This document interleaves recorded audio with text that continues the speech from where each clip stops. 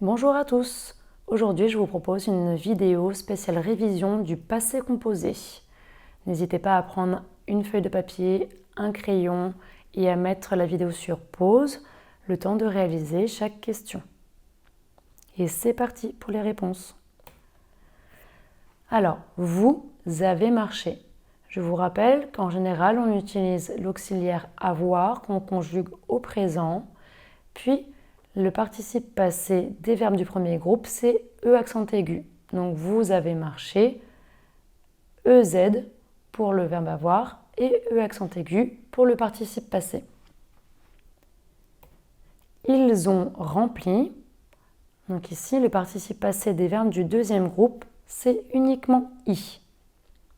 Je vous rappelle qu'on n'accorde pas avec le verbe avoir au passé composé, hormis lorsqu'il est devant un complément d'objet direct.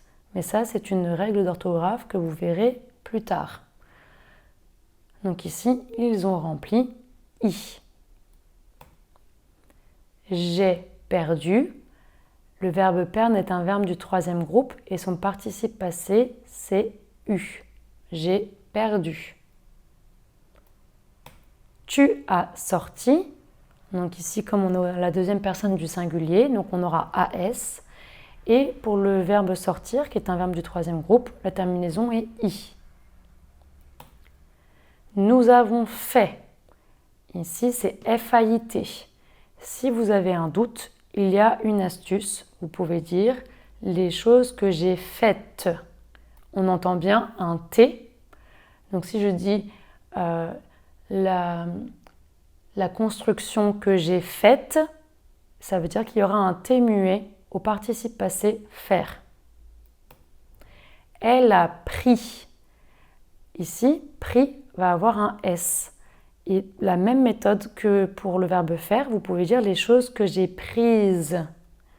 Si vous entendez le S, à ce moment-là, ça veut dire que le participe passé du verbe prendre est avec un S. Elle a pris IS. Ils ont voulu. Le verbe vouloir, c'est un verbe du troisième groupe et ici, son participe passé est en U. Le verbe avoir, j'ai eu. Le participe passé du verbe avoir, c'est EU. Nous avons réussi. Le verbe réussir est un verbe du deuxième groupe et son participe passé est toujours I. Et enfin, tu as pu. Le participe passé de pouvoir, c'est PU. Voilà, donc je vous rappelle que le passé composé est formé de l'auxiliaire être ou avoir, puis du participe passé.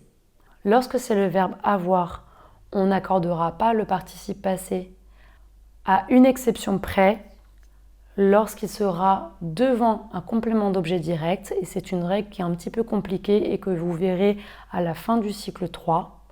Et si c'est le verbe être, il faudra l'accorder avec le sujet.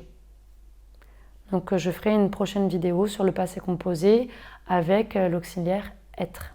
Voilà, cette vidéo était une vidéo spéciale révision du passé composé. J'espère qu'elle vous a plu, qu'elle vous a bien aidé.